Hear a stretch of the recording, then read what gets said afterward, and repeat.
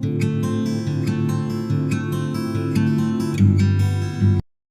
मैं Lokesh Shah. Micro economics की हमारी A3 सीरीज़ चल रही है और उसमें हमने पार्ट 1, 2 और 3 ये देख लिया है।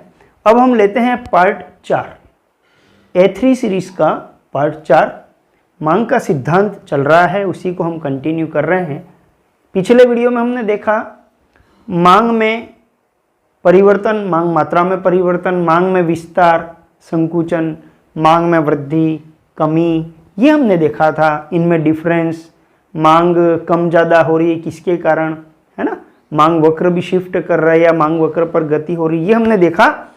अब देखिए, मांग में विस्तार और संकुचन का तो कारण हमें वही मालूम चल गया था कि वस्तु की स्वयं की कीमत ही कम ज़्यादा होती है और मांग कम ज़्यादा हो रही है। लेकिन वृद्धि और कमी, मांग में वृद्धि और मांग में कमी, यह अन्य बातों में परिवर्तन के कारण हो रहा था। अब अन्य बातें तो बहुत सारी हैं, उनमें कैसा परिवर्तन हो तो मांग बढ़े और कैसा परिवर्तन हो तो मांग कम हो, हम इसको एक एक डिटेल में लेते हैं। जैसे डिमांड फंक्शन के अकॉर्डिंग Px के बाद मैंने क्या लिखा था डिमांड फंक्शन में, PR, संबंधित वस्तुओं की कीमतें। और संबंधित वस्तुएं दो प्रकार की हैं, स्थानापन्न और पूरक वस्तुएं, substitute goods and complementary goods. Substitute goods किसको कहते हैं? ऐसी दो वस्तुएं जिन्हें एक दूसरे के स्थान पर उपयोग करके आवश्यकता को संतुष्ट किया जा सकता है। एक उदाहरण ही याद रखो, हमेशा डेफिनेशन अपने आप बनेगी।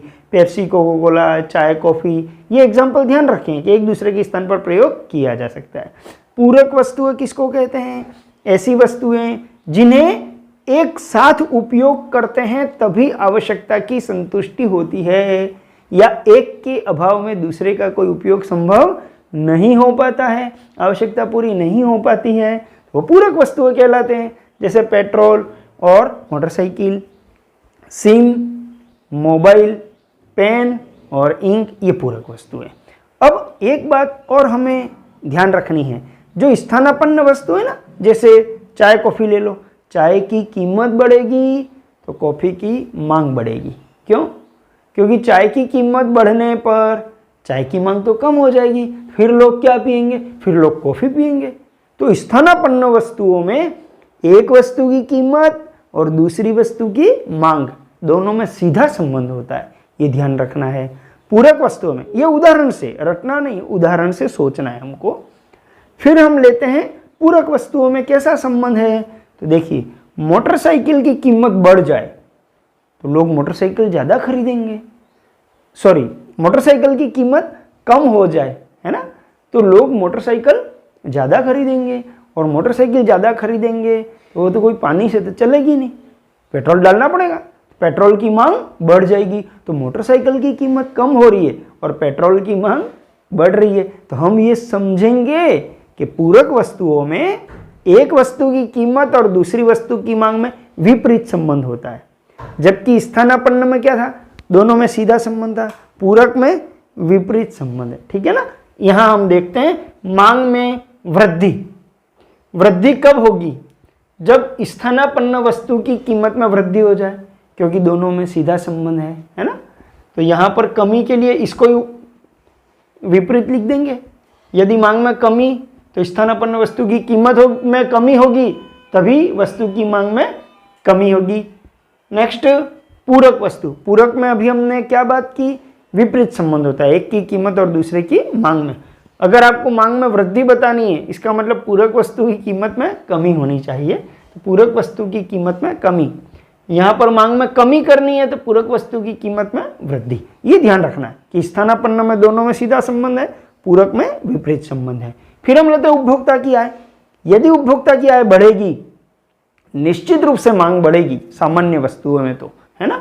तो मांग में वृद्धि के लिए आय में वृद्धि होनी चाहिए और मांग में कमी के लिए आय में कमी होनी चाहिए। फिर हम लेते हैं उपभोक्ता की रुचि, पसंद और फैशन। इनमें अनुकूल परिवर्तन हो, वस्तु के अनुकूल परिवर्तन हो तो वस्तु की मांग बढ़ेगी, और प्रतिकूल परिवर्तन हो रुचि, पसंद, फैशन में तो मांग कम हो जाएगी। ठीक है ना। नेक्स्ट हम लेते हैं मौसम और जलवायु। ये यदि वस्तु के अनुकूल परिवर्तन हो, है ना, जैसे गर्मी का मौसम है तो कोल्ड ड्रिंक, आइसक्रीम, इन सब की डिमांड बढ़ जाएगी। तो कोल्ड ड्रिंक, आइसक्रीम, इनके लिए अनुकूल मौसम कौन सा है? गर्मी। तो मौसम और जलवायु में अनुकूल परिवर्तन होगा तो वस्तु की मांग बढ़ेगी, और उसमें प्रतिकूल परिवर्तन होगा तो वस्तु की मांग कम होगी। फिर हम बात करते हैं जनसंख्या का स्तर। यदि जनसंख्या बढ़ेगी तो मांग बढ़ेगी, और जनसंख्या कम होगी तो मांग कम होगी। फिर हम बात करते हैं भविष्य में, निकट भविष्य में कीमत परिवर्तन की आशंका या प्रत्याशा। यदि भविष्य में कीमत बढ़ने की आशंका हो तो हम आज ही खरीदारी करेंगे, मतलब मांग में वृद्धि हो जाएगी, है ना। मांग में वृद्धि करने के लिए भविष्य में कीमत बढ़ने की प्रत्याशा होनी चाहिए। और मांग में कमी कब होगी? जब हमको लगे कि कल भाव कम होने वाले हैं, मतलब भविष्य में कीमत घटने की आशंका होती है तो मांग में कमी होती है, ठीक है ना। इन सभी कारणों को हमने एक साथ लिखा है, ध्यान रखना। सबको हम अलग अलग भी पढ़ सकते थे, लेकिन ये ध्यान रखें कि इन कारणों से मांग में वृद्धि होगी, और इनमें से कोई सा भी कारण आ जाए मांग वक्र ऊपर की तरफ शिफ्ट करेगा, राइट साइड में शिफ्ट करेगा। ये हमने पिछले वीडियो में भी देखा है कि मांग में वृद्धि, इंक्रीज इन डिमांड में डिमांड कर्व अपवर्ड या राइटवर्ड शिफ्ट करता है। कीमत देखिए स्थिर है और मांग जो है वो बढ़ गई, और ये भी ऊपर की तरफ शिफ्ट हो गया। और यहां पर देखिए कमी में इतने सारे कारण हैं, कोई सा भी कारण आ सकता है। इन सभी कारणों में मांग वक्र नीचे की ओर या बाईं ओर विवर्तित होता है, लेफ्ट साइड या डाउनवर्ड शिफ्टिंग करेगा।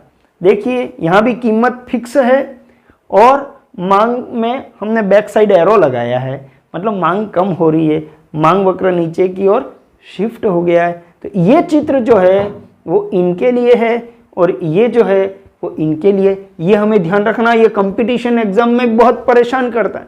वो एग्जाम्पल दे के हमको पूछते हैं, इसलिए हमने इसको थोड़ा सा डिटेल में देखा है, ठीक है। यस, अब हम बात करते हैं स्थानापन्न वस्तुओं का मांग वक्र कैसा होता है। तो स्थानापन्न वस्तु किसे कहते हैं, ये तो अभी हमारी बात हो गई कि एक दूसरे के स्थान पर प्रयोग आते हैं और दोनों में एक की कीमत और दूसरे की मांग में सीधा संबंध होता है। तो मांग वक्र धनात्मक ढाल वाला होगा स्थानापन्न वस्तुओं में। लिखा क्या है वो देखिए, यहां मैंने कॉफी की कीमत और यहां चाय की मांग, जबकि पहले सभी जो मांग वक्र बने हैं उनमें अगर मैंने यहाँ x वस्तु की मांग लिखी है तो यहाँ पर x वस्तु की ही कीमत है, लेकिन यहाँ पर वस्तुएं बदल गई हैं। यहाँ कॉफी की कीमत और यहाँ चाय की मांग है। आप चाहो तो यहाँ चाय की कीमत लिख दो, यहाँ कॉफी की मांग लिख दो, कोई फर्क नहीं पड़ेगा, है दोनों स्थानापन्न। तो दोनों में सीधा संबंध है, कॉफी की कीमत बढ़ेगी तो चाय की मांग बढ़ेगी, ठीक है ना। तो ये धनात्मक ढाल वाला मांग वक्र होता है, किसमें? स्थानापन्न वस्तुओं में। अब हम लेते हैं पूरक वस्तुओं का मांग वक्र। पूरक वस्तुएं किसे कहते हैं, अभी हमने जिक्र किया है ना।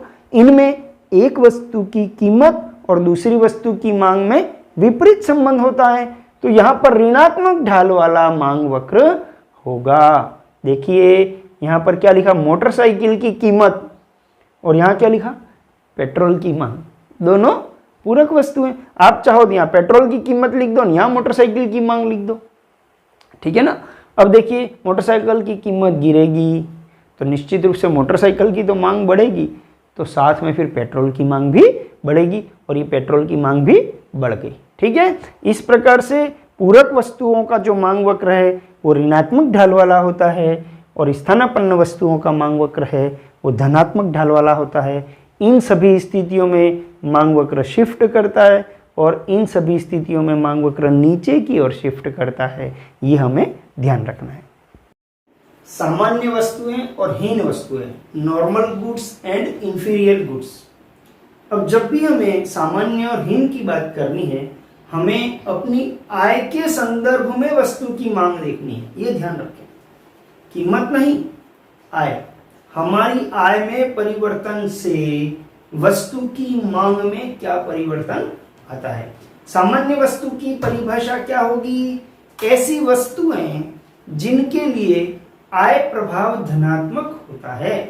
धनात्मक का मतलब क्या हो गया कि यदि आय बढ़े तो मांग बढ़ेगी, आय घटेगी तो मांग घटेगी। यही परिभाषा है कि सामान्य वस्तुएं वे वस्तुएं होती हैं जिनके लिए आय प्रभाव धनात्मक होता है, अर्थात उपभोक्ता की आय बढ़ने पर मांग बढ़ती है और आय घटने पर वस्तु की मांग घटती है। अब हम बात करते हैं हीन वस्तुएं, इंफीरियर गुड्स, घटिया निकृष्ट वस्तुएं भी कह सकते हैं इनको। इनकी क्या परिभाषा होगी? हीन वस्तुएं वे वस्तुएं होती हैं जिनके लिए आय प्रभाव ऋणात्मक होता है, अर्थात हमारी आय बढ़ती है तो इन वस्तुओं की मांग कम होती है और हमारी आय घटती है, इन वस्तुओं की मांग ज्यादा होती है। वैसे भी हमारा नॉर्मल बिहेवियर भी यही है कि जब भी हमारी आय बढ़ती है तो हम थोड़ी जो घटिया लगती है हमको जो चीजें, उसको कम खरीदते हैं, थोड़ी सुपीरियर चीजें खरीदते हैं। जैसे आय बहुत बढ़ जाएगी तो मोटरसाइकिल भी फीकी लगेगी, फिर हमको कार अच्छी लगेगी, और आय बढ़ जाएगी तो 50 लाख वाली कार अच्छी लगेगी, है ना। इसलिए घटिया या इंफीरियर गुड्स जो है वो आय के स्तर पर निर्भर करता है। तो हमें तो इतना ही याद रखना है कि सामान्य वस्तुओं में आय प्रभाव धनात्मक, आय बढ़ने पर मांग बढ़ती है। हीन वस्तुओं में आय प्रभाव ऋणात्मक, अर्थात आय बढ़ेगी तो मांग घट जाएगी। ये हमने यहां भी बनाया। इसमें एक पॉइंट और डाला है मैंने, मांग का नियम लागू होता है सामान्य वस्तुओं पर। मांग का नियम लागू होने का मतलब क्या हुआ कि कीमत कम होगी तो मांग बढ़ेगी। ये डिफरेंस के रूप में मैं नहीं बता रहा हूं, अलग से ही बता रहा हूं कि सामान्य वस्तुएं जो हैं उन पर मांग का नियम लागू होता है, अर्थात मांग वक्र ऋणात्मक ढाल वाला होता है, उनकी कीमत गिरती है तो मांग बढ़ती है। हीन वस्तुओं में भी मांग का नियम तो लागू होता है, लेकिन गिफन वस्तुएं जो हैं वो कैसी है? हीन से भी घटिया। मतलब हीन वस्तुओं को तो हम घटिया बोल रहे हैं, गिफन को हम बोलेंगे उससे भी घटिया। ये कौन सी घटिया हुई? तो उसमें हमें ये ध्यान रखना है कि जो ऋणात्मक आय प्रभाव है वो बहुत स्ट्रांग हो जाता है। वो किसको मार देता है? प्रतिस्थापन प्रभाव को समाप्त कर देता है। जैसे कीमत जो है वो घटी, है ना, तो मांग भी घट जाती है। कीमत बढ़ी तो मांग भी बढ़ जाती है। ये किस में होता है? गिफन वस्तुओं में। देखिए यहाँ जी गिफन वस्तुओं का मांग वक्र है। यहाँ मैंने वस्तु की कीमत और यहाँ वस्तु की मांग ली है और धनात्मक ढाल वाला मांग वक्र है ना। क्यों? क्योंकि यहाँ हमने लिखा है ऋणात्मक आय प्रभाव बहुत स्ट्रांग होता है, धनात्मक प्रतिस्थापन प्रभाव को समाप्त कर देता है। इस कारण से कीमत घटने पर मांग भी घट जाती है। और अब हम बात करते हैं आय और वस्तु की मांग में संबंध। देखिए सामान्य वस्तुओं में यहाँ आय लिखूं और यहाँ वस्तु की मांग, तो ये धनात्मक ढाल है क्योंकि आय बढ़ने पर मांग बढ़ती है। किसने बताया? एंजेल ने। इसको एंजेल कर्व भी बोलते हैं, मैंने ई लिखा है। प्रोफेसर एंजेल ने उपभोक्ता की आय और वस्तु की मांग के बीच में संबंध बताने वाला हमें वक्र दिया था, इसलिए एंजेल कर्व को हमने ई लिखा है। ठीक है ना। तो सामान्य वस्तुओं में आय बढ़ेगी तो मांग भी बढ़ेगी, ठीक है ना, और आय घटेगी तो मांग भी घटेगी। लेकिन जो हीन वस्तुएं हैं उनमें देखिए आय और मांग, तो मांग वक्र ऋणात्मक ढाल वाला है। यहाँ पर मांग वक्र ऋणात्मक ढाल वाला, आय बढ़ेगी तो मांग घटेगी और आय घटेगी तो मांग बढ़ेगी। ये ध्यान रखना है। अगर आप यहाँ आय ले रहे हो तो ऋणात्मक ढाल हो जाएगा किसका? एंजेल वक्र का। मतलब आय मांग वक्र जो है वो ऋणात्मक ढाल वाला होता है, हीन और गिफन वस्तुओं दोनों का, और सामान्य वस्तुओं का आय मांग वक्र है वो धनात्मक ढाल वाला होता है। इस प्रकार से ये हमारा जो चैप्टर है, ये हमारा जो वीडियो का पार्ट है वो यहाँ समाप्त होता है। A3 सीरीज हमारी जो है वो मांग का सिद्धांत उससे रिलेटेड थी, उसमें हमने टोटल 4 वीडियो अपलोड किए हैं। ठीक है। अगली जो हमारी A4 सीरीज आएगी वो मांग की लोच से संबंधित होगी। आपकी जानकारी के लिए मैं और बता दूं कि हमारी जो B सीरीज के जितने भी वीडियो हैं सारे समष्टि से संबंधित हैं।